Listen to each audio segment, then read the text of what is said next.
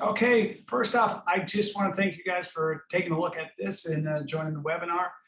We're going to be going over a lot of great things here. And one of the things that we really want to take a look at is just moving forward in the next year. What does it take to develop and manage a marketing plan? And some of the stuff that we want to go over inside here is just making sure that we understand the items of what we're trying to track, what we're trying to build. A lot of times we get lost inside the minutia inside here. And this is why we want to really take a look at developing this marketing plan and what's important and what we should be paying attention to. So with that said, let's kind of get into it inside here. If we're going to build a marketing program and a marketing plan, we have to ask ourselves first, what are our goals? Okay, so like if we look at this, this is the basics right here. And that all circulates around what exactly are our current revenue, what's our current revenue, and what is our goal moving forward? Because that's really going to meet the goal. Like you have to have an endpoint if you're going to create a plan to know that your plan is going to work. Like I can't get in my car and just start driving. I have to have a roadmap. I have to have an idea of where I'm going, and then I can take a look at the map and I can connect the point. If we do not have a goal at the end of it, we cannot continue on our journey, okay? So if we take a look at it, you have to know your current revenue, and then you have to take a look at what is your goal revenue, and then your marketing is going to fall in between there, okay? So that said, make sure that we understand those 2 points. Now, after that, let's make sure that we define successful marketing, because there's all sorts of different marketing that can take place. There's marketing that you're going to be investing in that you aren't going to see a direct ROI in, but we understand that it's important to do. We do it all the time. Let's understand that we need marketing. No matter what phase of our business that we're in, we need marketing. So for example, I just got off the phone with an individual and he said, you know what?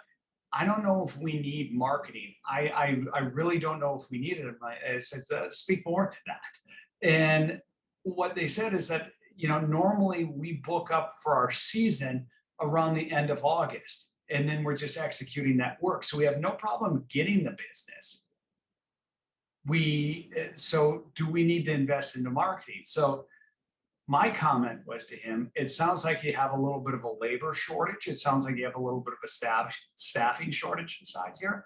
And that's one thing or another. But let's say that we didn't move the staffing whatsoever, but we got a look at just about every type of work that we wanted inside that marketing place.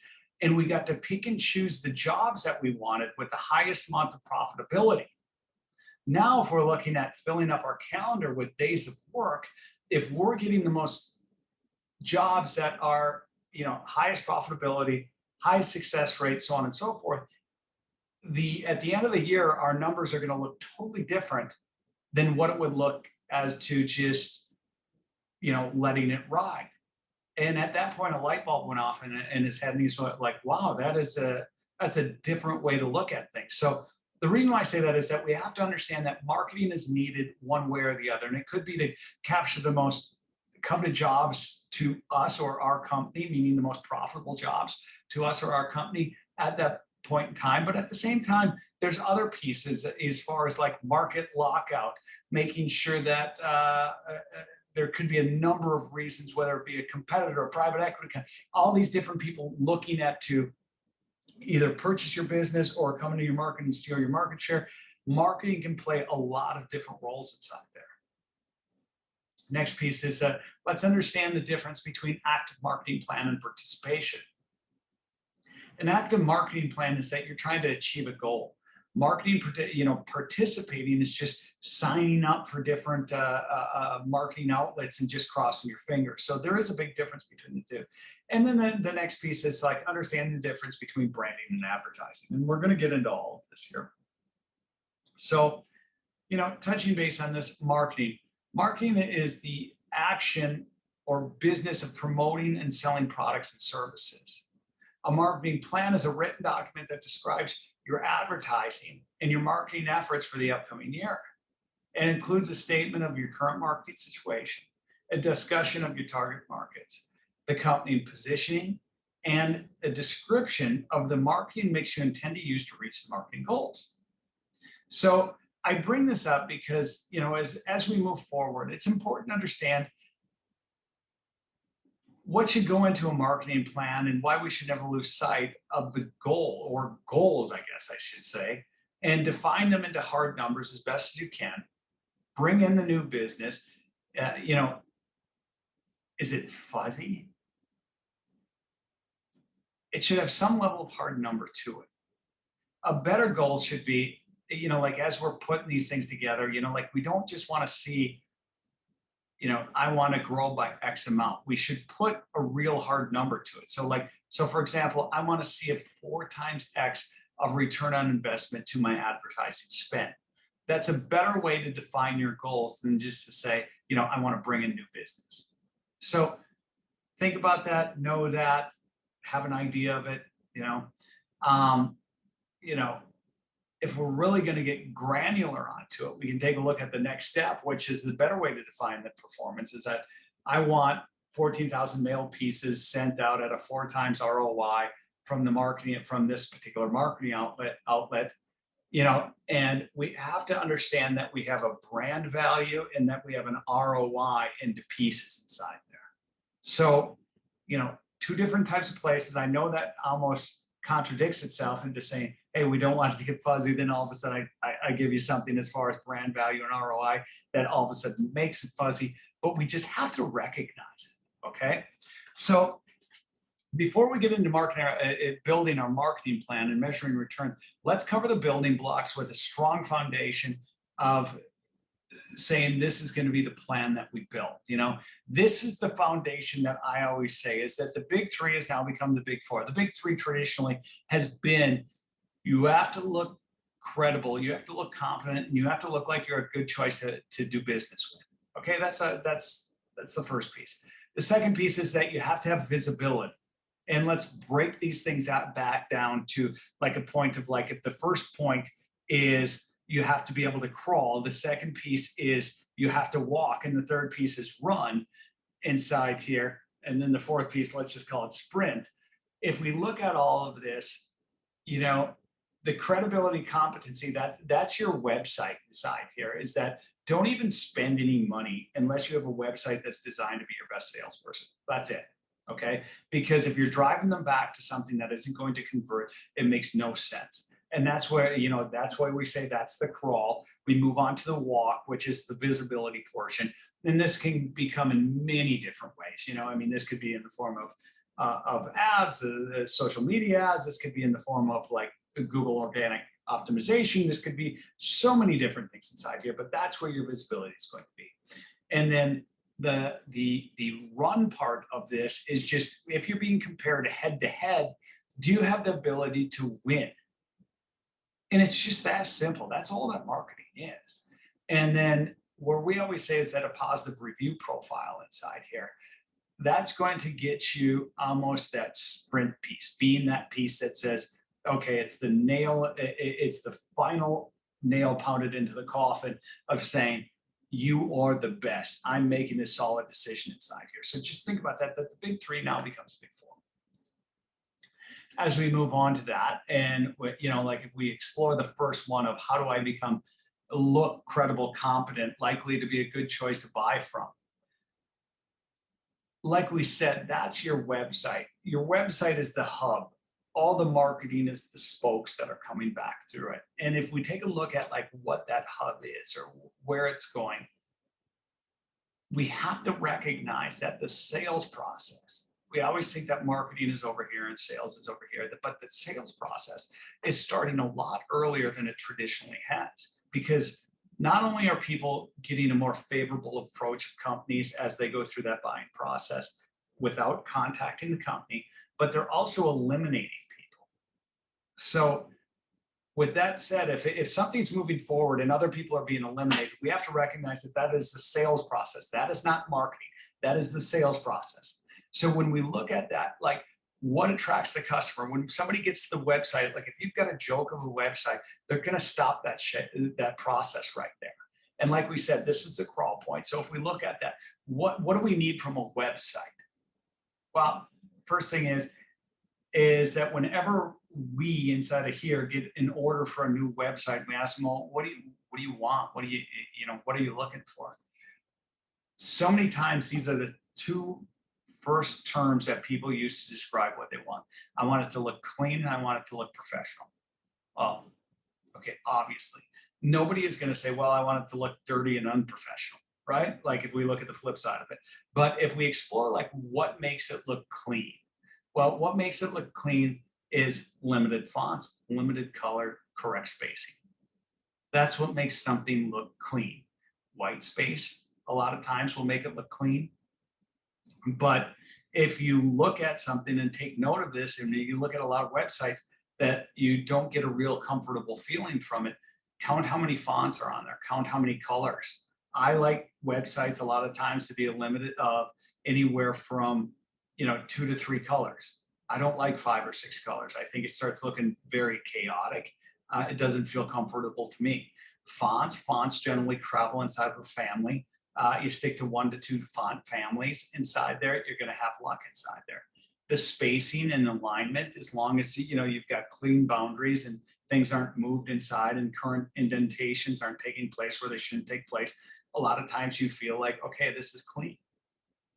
We go on to the next bullet point, professional. Like we want this thing to look professional. There we get back into the headings, the alignment, the photography. We don't want small pictures, big pictures, all this misalignment that takes place inside there. The user experience, traditionally inside of a user experience, we have a process in which we take place inside of our head. The internet has not been around for an extremely long period of time at this point. Like 20 years is a pretty long time as far as what we think in terms of where it started to where it has, but like there's been monumental evolutions inside that 20 years. And if we think about a user experience, a lot of times you notice like where we're at today versus times ago, we've went from these websites that have these small pictures, text heavy, to all of a sudden these large pictures and very minimal text. The reason why is because our eye can digest information way faster than we can ever reading something. But if we take a look at a user experience, a lot of times that we want to know, are we in the correct spot? Yes. How do we get in contact with this company? Okay, this is who they are. This is where their telephone is. And if you take a look at it, in this short period that we've been involved inside the web, logos go to the left-hand corner, telephone number, contact information goes to the right-hand corner.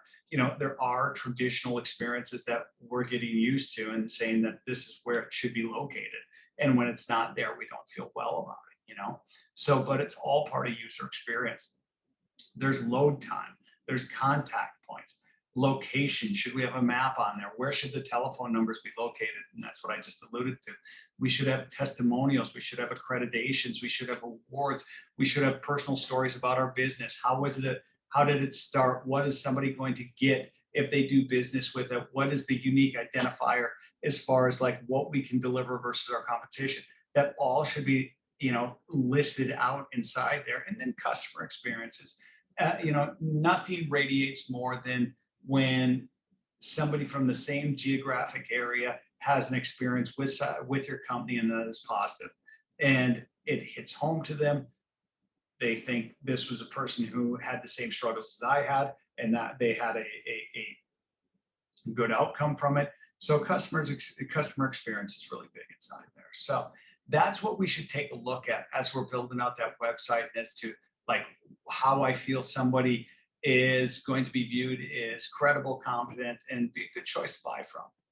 Now, what attracts a customer? How do we become an option for people who want to do business with me?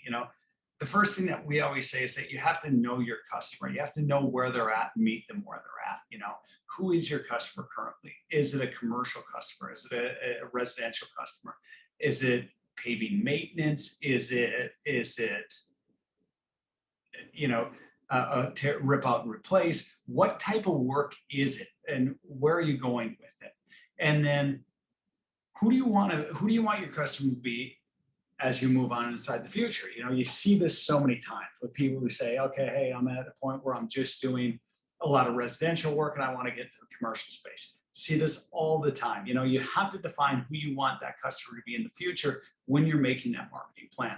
So what I want you guys to do right now is just take a couple minutes and write down who your customer is today, and then take a look at who your customer you want to be inside the future. And make sure we take a look at this in a 1 year, 3 year, 5 year fashion, and then put percentages to it. So like if we're at, let's just say 70% residential today, 30% commercial, and in the future we want to make those move a little bit, what does it look like? And let's take a look at what that production or how that evolution is going to take place. So let's take a look and do that right now, because like we said before, as we create this marketing plan, we have to define who we're creating it to. So let's start right there. And as we do that, and put this on pause, and then we'll move down to the next slide. Okay, so we're on to the next slide, and we're going to take a look at, like, how do I become an option for the people who want or need my product? You know, what's the buying pattern most used in purchasing my product? Okay, and as we do this, we're going to examine the need and the intent. We're going to examine, like, is it an emergency buyer? Is it a procrastinating buyer? Is it a scheduled routine buyer? What are the buying patterns and the actions and the types of actions? And what this is going to do is that when we figure out what type of work we want, we're going to be able to see what buying pattern it fits into. Therefore, we're going to be able to create that marketing plan. So, you know, what attracts a buyer? Like, we have what we call emergency buyers. These are people who need to act immediately. You know, if we take a look inside the asphalt industry, rarely is there a time where somebody needs to act immediately, but you know, it is out there. And if you have that emergency buyer and somebody who needs something right away, the first place they go is generally to the internet. They make a search, you know, and that's what you're seeing right here. They then go visit a website. They then contact the company, ask for a proposal, and then they buy or they wait. You know, a lot of times they just buy, you know, like that's the quick pattern. You might see this vary just a little bit where they search and they get multiple, they search, view websites, get multiple estimates, contact multiple companies, get multiple proposals, and then buy or wait, you know. But that tends to be the cycle for somebody who needs something, and we shouldn't say immediately, but just says, you know, they need something sooner than later. Let's just put it that way. You know, and maybe emergency is the wrong term to put inside there, but emergency is definitely that direct route. But most of the time inside the asphalt industry, it's you know, it's somebody who has a want, let's just say. Or I guess I should say want, has a need.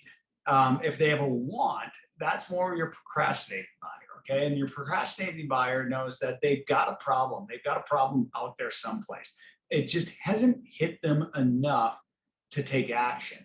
And that action can come in many different forms. It could be, you know, getting yelled at by a boss. It could be yelled at by a spouse. It could be that I just need an offer of some sort to get me to move. Like I don't think we're going to see a better deal than this, you know. And that's what we see as far as procrastinating, is that a lot of times it takes an offer for them to kind of get off their keister. And then once they get that offer, they then go visit who you are, check you out, and then after they check you out, they go and they see who else is a possible option out there. Let's get some bids from them. Let's contact the companies, collect proposals, then buy or wait. Now that's a procrastinator, okay?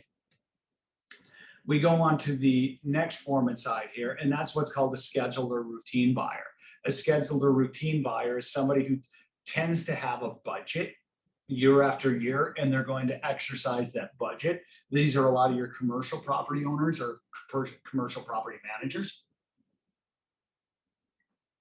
And for those guys, a lot of times they do have some form of existing relationship, or somebody is tapping them on the shoulder with a buying proposition at that time, okay? Because a lot of times that relationship might have enough work and they say, hey, we can get to you, and they give them a timeline that doesn't exactly fit their need inside there. So with that particular person, what they're normally doing is that they're calling their existing relationship if they have one, or they're visiting that website, they're contacting them, asking them for proposal, then buying or wait. So, you know, you've got essentially 3 different types of models inside here that can take place. when we move to that and we look at that as far as the attraction piece, we have to say, like, how do I become an option for these people who need or want my services or products, let's just say. If we're going to really dive deep into that, we've got some other items that we have to consider inside here. And those other items are like, how many estimates are we collecting? Are we in situations where we're a single estimate or a multiple estimate? Who are my competitors? What is my unique selling proposition, my USP? What do I deliver versus my competitors inside here? So, as far as exercise 2, I want you to chart out and think about your current customer base, how they buy, and again, take a look at, are you residential, are you commercial, are you municipal? What does it look like? How are they buying? If the goal is to obtain a new type of buyer, chart out how you think they would buy.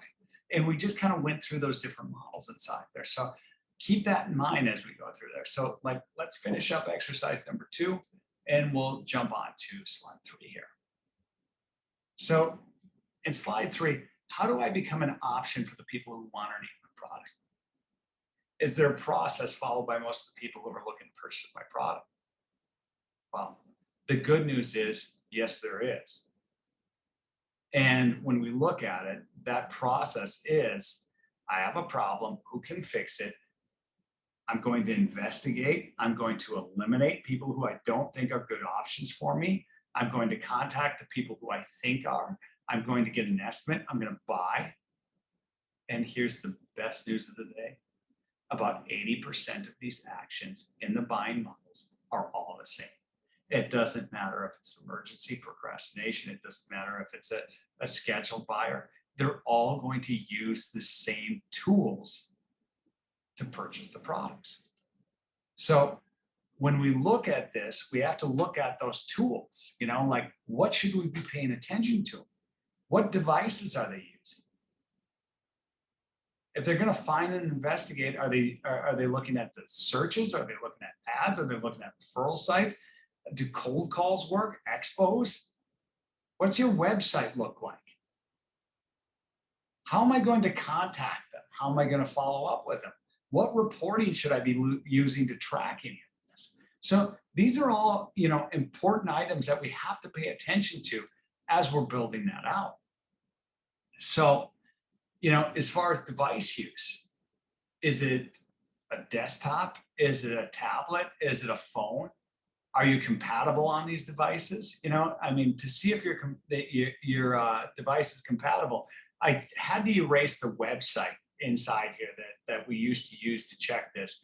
But there's a lot of different, if you just search like mobile compatibility, and then there's some websites that you can type your website into, and it's going to show you what your website looks like on a desktop, what it looks like on a mobile phone, what it looks like on a tablet, all the different device sizes or all the different screen sizes. You're going to be able to see that, check it, make sure that everything looks good.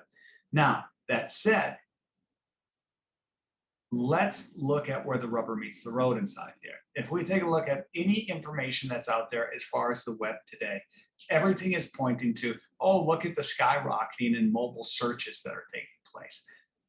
You're right. There is no arguing about it. Mobile search is getting more important day after day after day after day. There's more searches done on mobile phones day after day after day after day. Why? Phones have gotten better. Networks have gotten better. All these things have gotten better. But I will tell you this, people purchasing Asphalt are taking a look at it on desktops. That is today.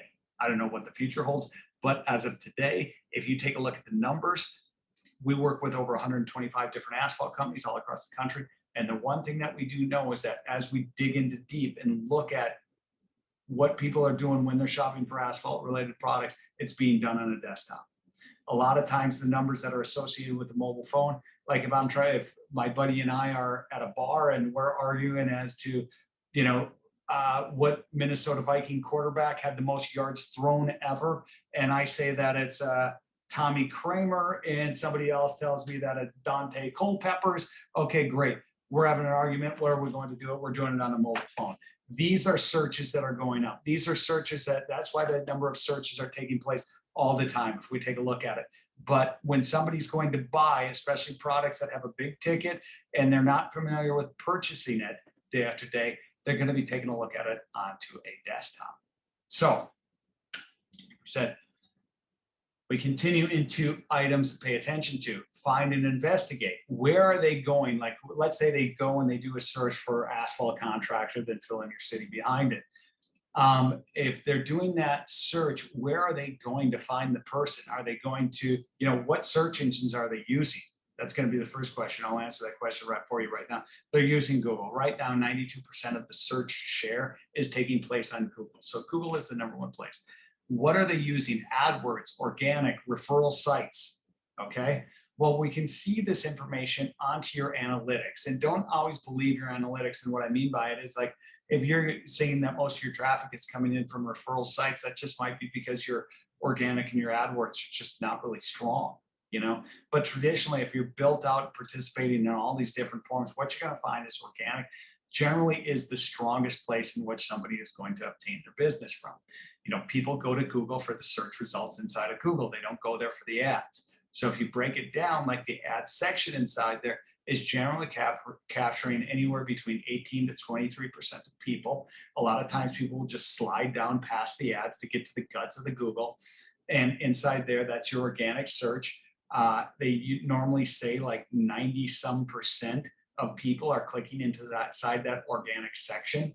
Referral sites are sites that are taking you from one place to the other. So for example, like if somebody went to typed in paving contractor, saw Angie's List, clicked on Angie's List, typed in paving contractor again, and then went over and found you, that's what's called a referral site. You see the same thing with like Better Business Bureau, Manta, anything along those lines.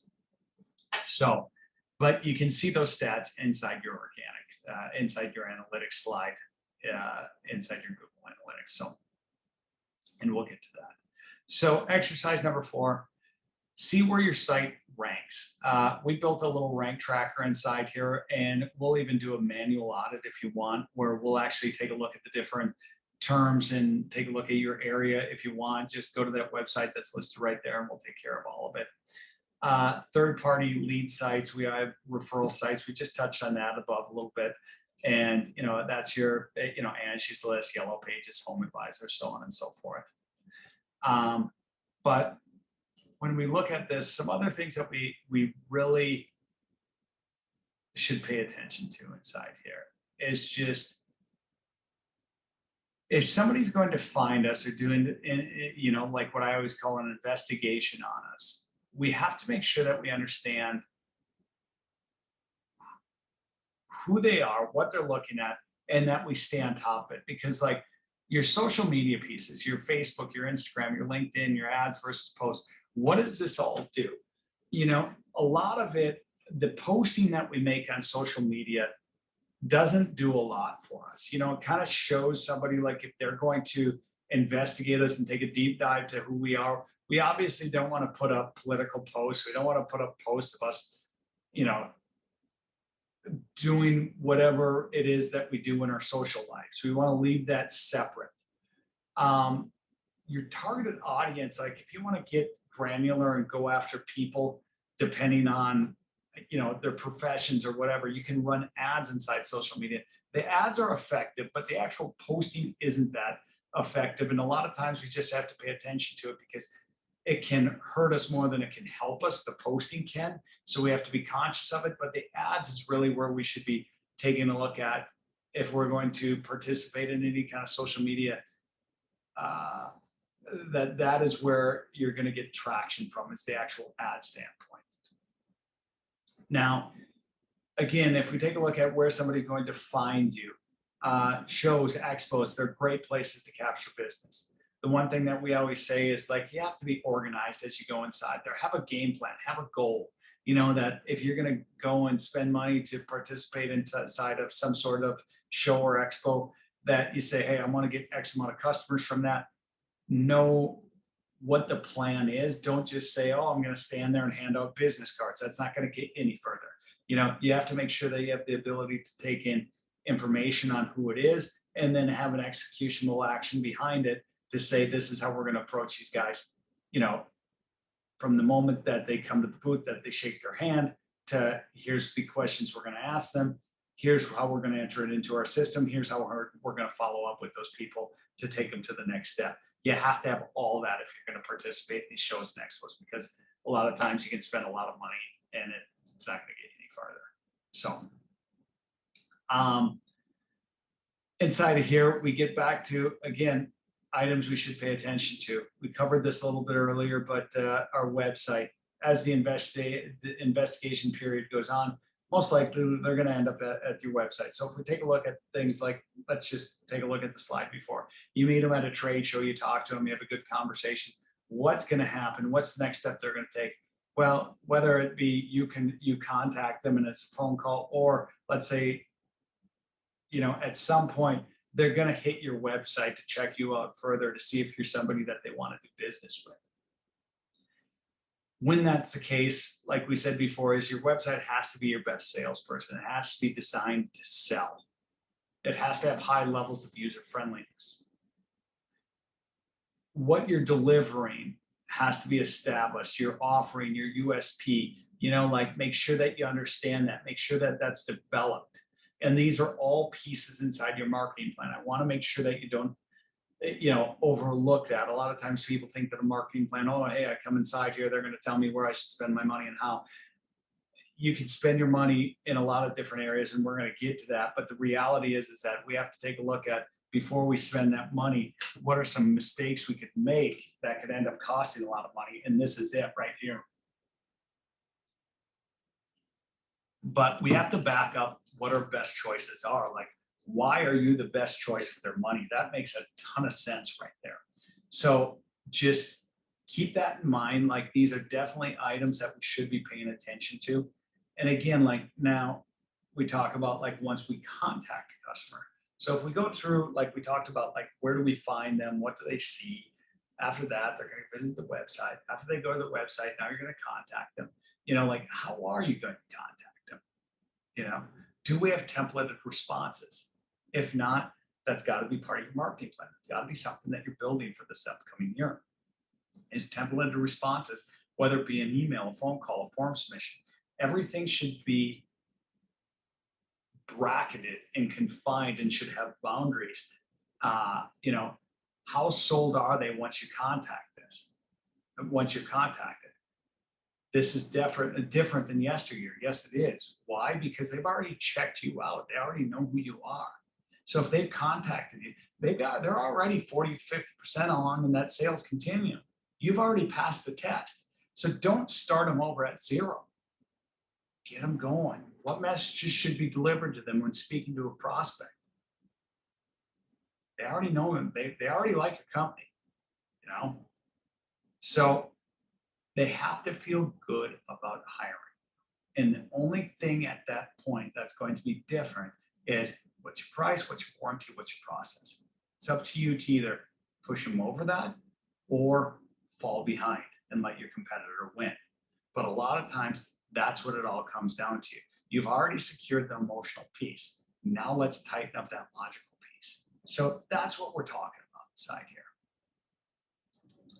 Now, when we move forward, when we look at this, we have to take a look at following up, keeping top of mind during the initial sale. What's the timeline of the sales cycle?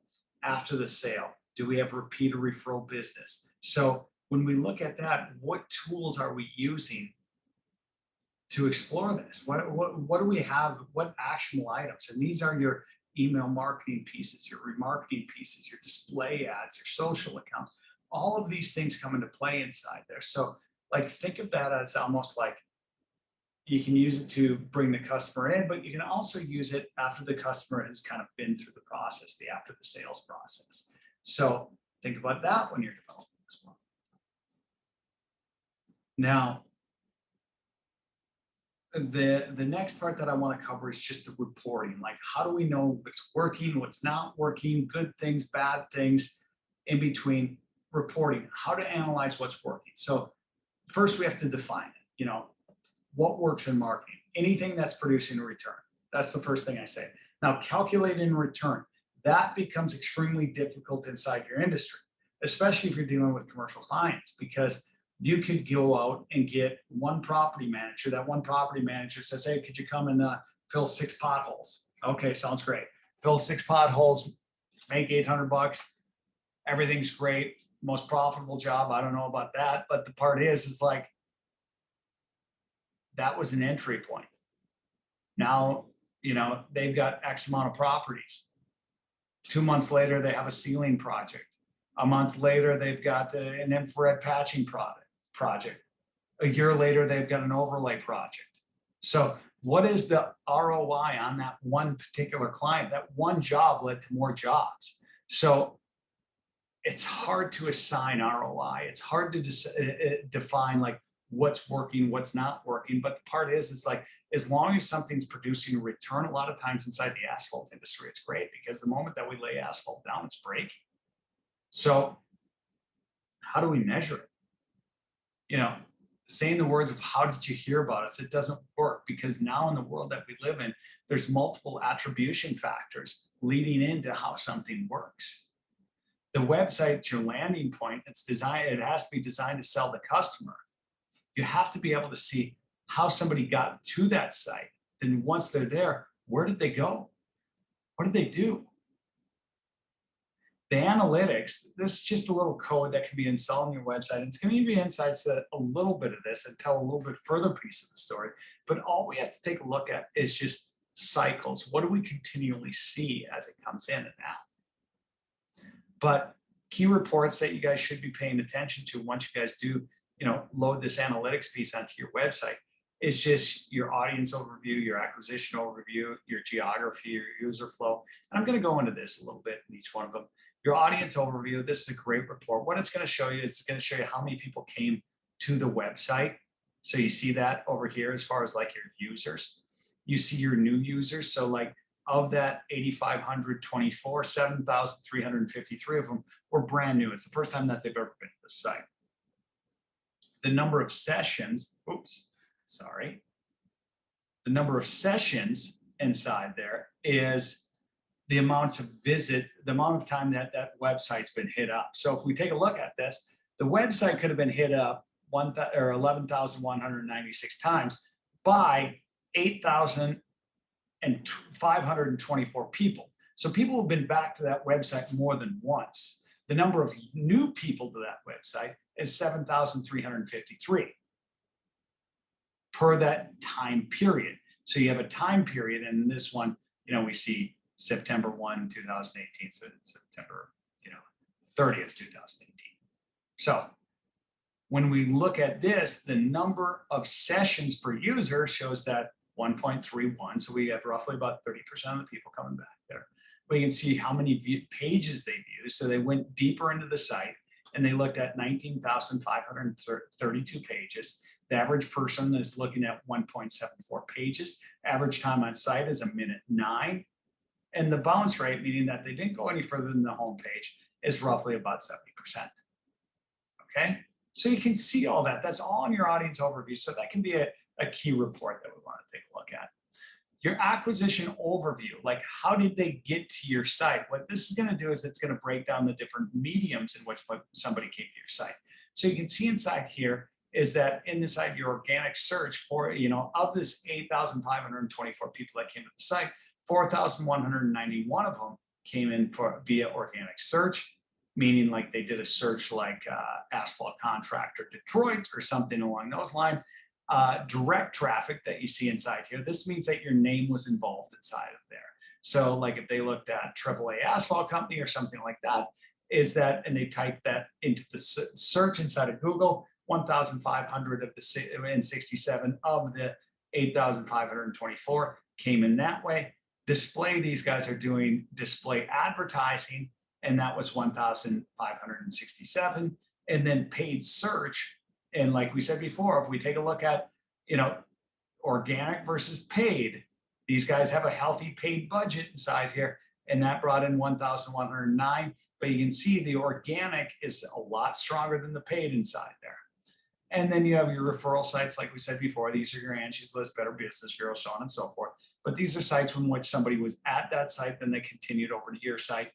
241, and then your social sites, these are your social media sites in which somebody maybe saw a post on Facebook that went through. That was 16. But that gives you a breakdown of the different mediums in which somebody has traveled to get to your site. That's what an acquisition overview is for. It's a good report. The next, inside your acquisition, you can auger down inside of geography. And inside of your geography here, you can now start breaking down the different cities to either a state level or a local level. And you can even go one layer deeper inside that and go a local level plus the medium inside there. And now you can get real granular, but you can see that, per the geographic area, you can see how many people came in, how many of those were new users, how many sessions, so on and so forth. All of this is great information that's going to help you, because let's say like you launched a direct mail campaign or something like that, and you did it to a targeted geographic area, you're going to be able to see that information come in inside here.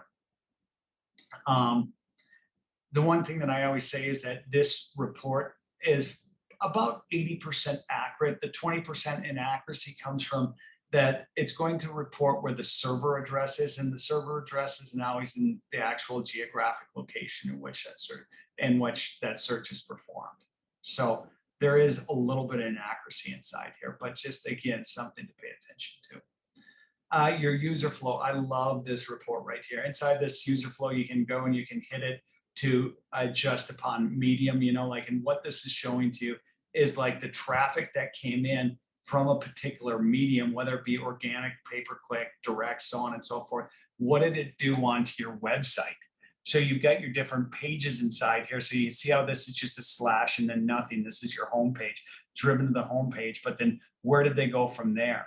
We've got key different pages inside there that are going to show us the conversion rate inside there, whether that be through a contact page, whether it be from an estimate page or a sign up page or so on and so forth.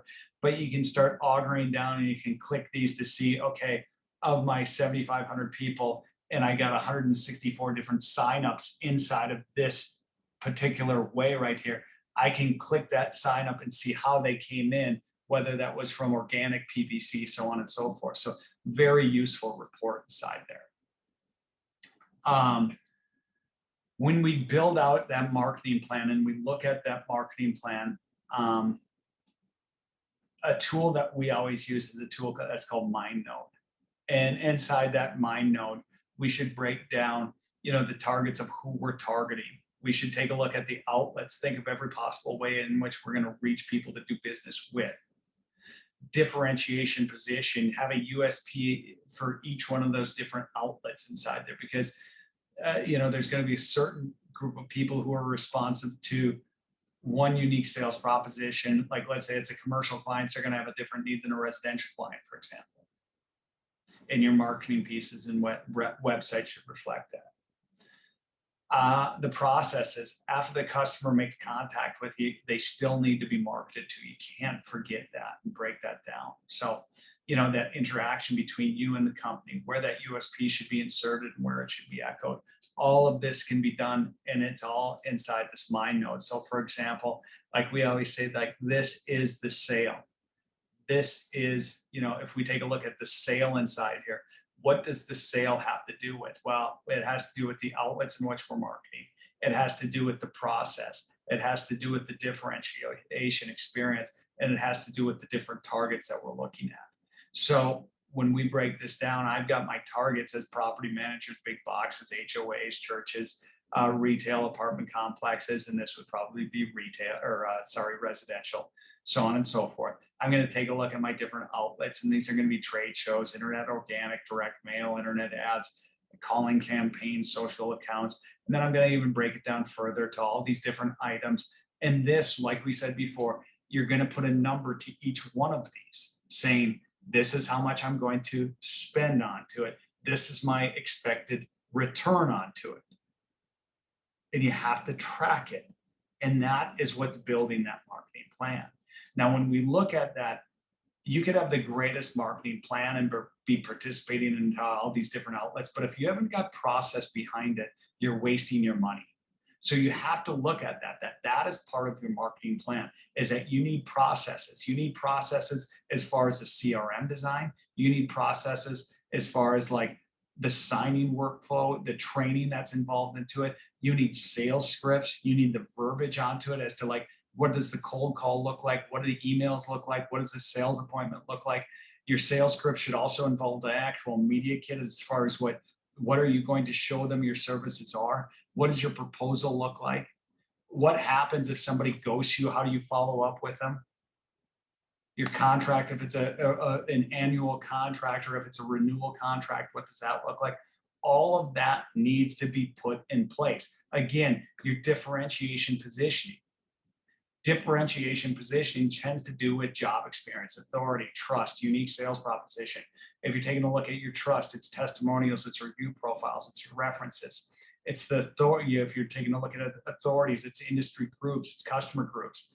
Looking at job experiences, develop some case studies, do it with photo, do it with video. But this all should be your marketing plan. So that said, I hope that helps. Your marketing plan is never going to be complete. It's really ever going to be finished. As technology changes, so does your marketing plan. Don't ever fall in love with one outlet. You should always be taking a look at multiple different outfits. Everything that's out there is going to be different, and at different moments in time, it's going to convert different. So just be open to it, understand it. But I hope this helps in developing a marketing program. If you need individualized one-on-one help, reach out. I'll help you as much as we possibly can inside of here. If this is something that you don't want to do, that you're overwhelmed with, we'll take it off your plate and take care of all of it for you. But I just want to run you guys through this. I hope this helps. If you have any questions, you can always reach me at 866-204-1010. That's our main line. You can email me personally. My email is bstanton@405 Media Group. And again, like I said, I'll help you as much as I can. But thanks for taking a look at this. I don't want to spend all day with this, but I do want to get it into your hands. I hope you enjoy it. And if you need anything from here, let me know. Thanks.